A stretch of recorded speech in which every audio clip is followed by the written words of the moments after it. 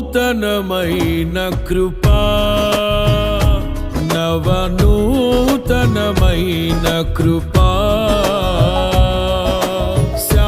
శాశ్వతమైన కృపా బహు ఉన్నతమైన కృపా నిరంతరం నాపై చూపినా నిత్య తేజుడా యేసయ్యా నీ వాత్సల్యమే నాపై చూపిల్చిన నీ ప్రేమను వివరించనా నన్ను నీ కోసమే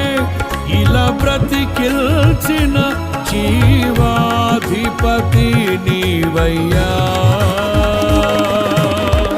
ఇదే కదా నీలో పరవశం